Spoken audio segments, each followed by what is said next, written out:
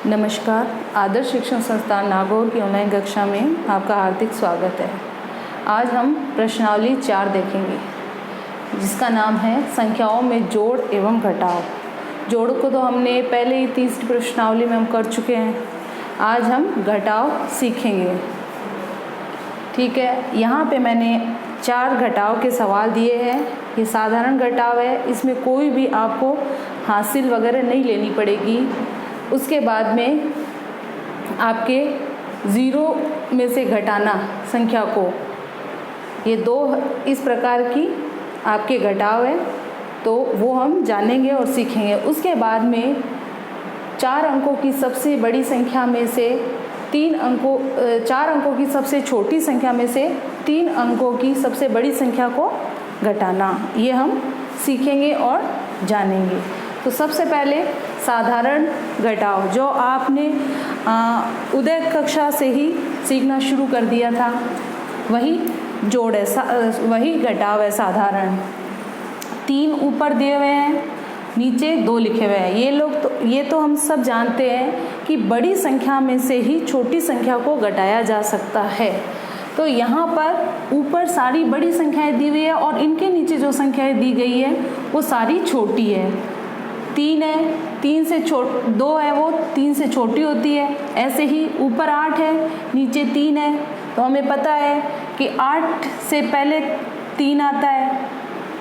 ऐसे ही ये सेम संख्या है, 3 में से 2 को घटाना। तो ये तो बहुत ही आसान तरीके से हम कर सकते हैं। जैसे आपने पहले सीखा होगा अरुण उदय क्लास के अंदर के 3 लाइनें खींचिए। ऊपर अगर 3 है तो 3 ऐसे लाइन खींच दीजिए। अब उसमें से 2 को घटाना है तो हम उन 2 लाइनों को ऐसे काट देते थे। शेष जो बचती है वो नीचे इसका उत्तर हो जाता है।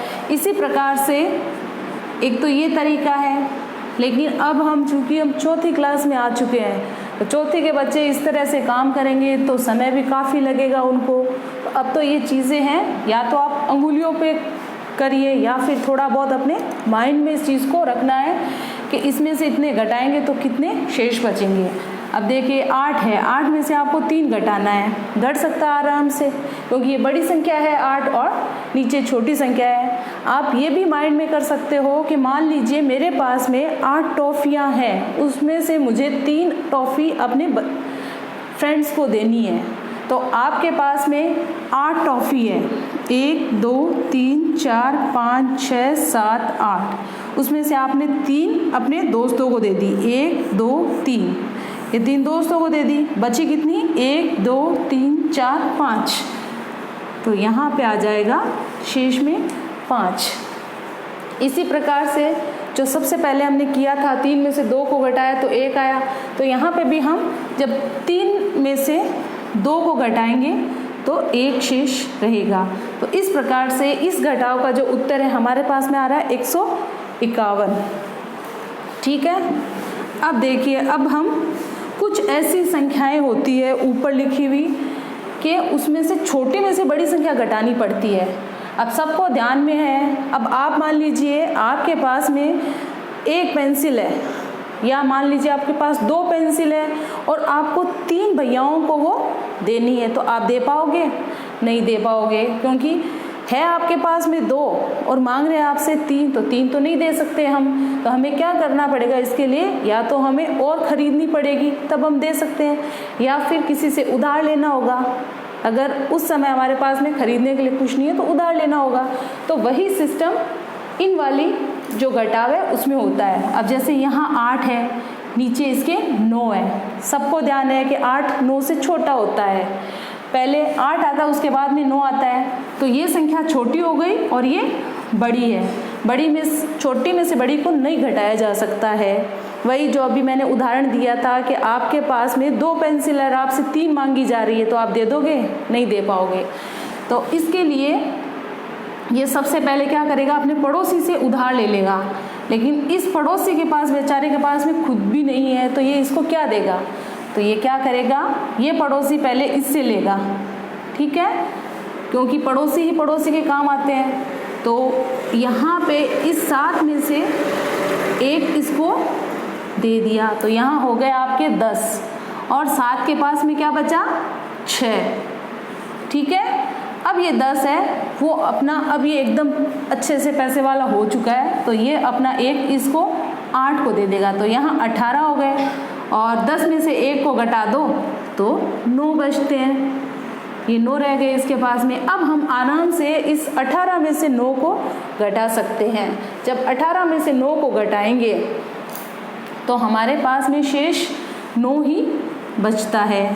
आप इस प्रकार से लाइनें बना के या फिर अंगुलियों पे काउंट करके आप देख लेना, 18 में से जब हम 9 को घटाएंगे तो 9 ही शेष रहेंगे। या फिर इस प्रकार इसको जोड़ के भी देख लो, 9 और 9 18 होते हैं, आगे हमारे पास में 18। अब देखिए इस संख्या को हमें नहीं देखना है, अब हमें ऊपर जो शेष बचे थे उसमें से ये संख्या घटानी है। 9 में से 8 को घटाना है, यहाँ 8 में से 9 घटाना था, अब इसका उल्टा हो गया यहाँ पे, या 9 में से आपको 8 घटाना है।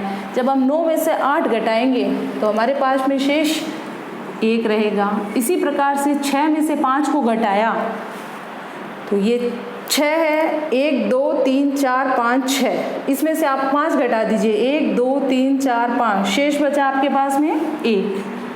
इस प्रकार से इस चौथे नंबर का जो घटाव है इसका उत्तर हमारे पास में आ गया 119।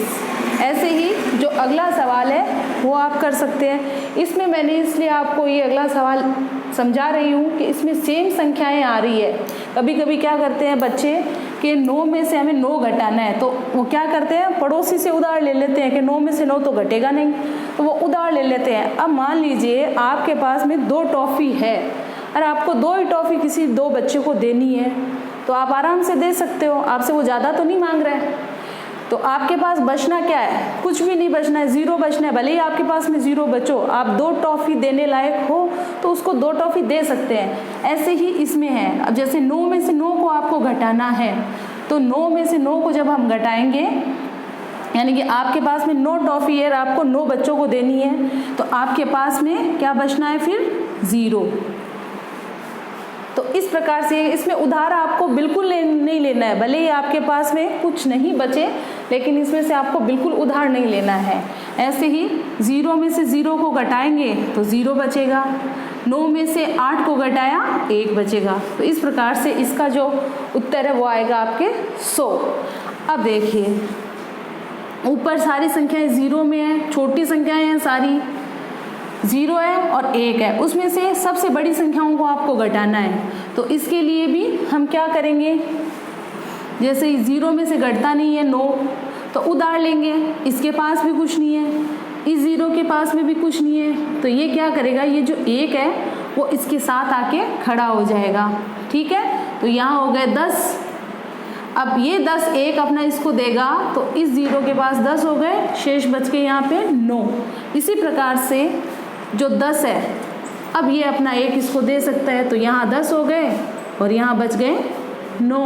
अब हमें 10 में से 9 को घटाना है। अब 10 में से 9 को घटाते हैं, जैसे आपके हाथों की अंगुलियाँ 10 होती है, तो 10 में से 9 अंगुलियों को हम छुपा लेंगे, शेष हमारे पास में बचेगा 1। अब इसी प्रकार ये भी 9 है और ये भी 9 है, 9 में से 9 को घटाया 0, इधर भी 9 है, 9 में से 9 को घटाया 0। इस प्रकार से इसका जो उत्तर है वो हमारे पास में आएगा 1, ठीक है। यानी कि 1000 में से जब हम 999 को घटाएंगे तो हमारे पास में इसका उत्तर आएगा 1। अब आते हैं हम भाषागत सवालों के अंतर्गत। तो भाषागत सवाल है वो करने बहुत ही आसान होते हैं, सिर्फ इसकी थोड़ी सी भाषा है उस पर ध्यान देना होता है, बाकी सारा कुछ सेम है। यहाँ पे लिखा हुआ है गांव टिम्बा गामड़ी की जनसंख्या 479 है, ठीक है। इस गांव की पूरी जनसंख्या दी हुई है कि इसके अंदर जो बच्चे हैं, पुरुष है और महिलाएं हैं, वो कुल मिलाकर 479 है।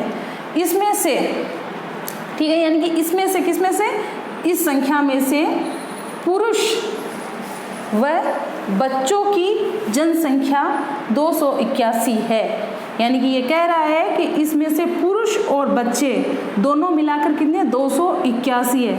तो बताइए गांव में महिलाओं की संख्या कितनी है। पुरुष की दी हुई है, हमें बच्चों की दी हुई है, केवल हमें महिलाओं की संख्या ज्ञात करनी है। ठीक है, तो महिलाओं की संख्या ज्ञात करने के लिए सबसे पहले हम क्या लिखेंगे, कुल जनसंख्या। इस गांव की कुल जनसंख्या कितनी है, सारी जनसंख्या इतनी बताइए ना, तो हम लिखेंगे यहाँ पे गांव की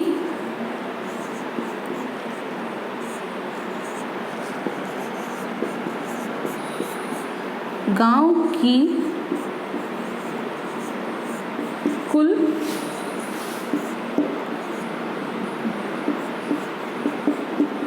जनसंख्या कितनी है, 479। ठीक है, अब इसमें से पुरुष और बच्चों की संख्या दी हुई है, तो हम यहाँ लिखेंगे पुरुष व बच्चों की संख्या। पुरुष और बच्चों की संख्या हमारे पास में कितनी है, 281। ठीक है, अब बची कौन, महिलाएं। तो महिलाओं की संख्या निकालनी हमें।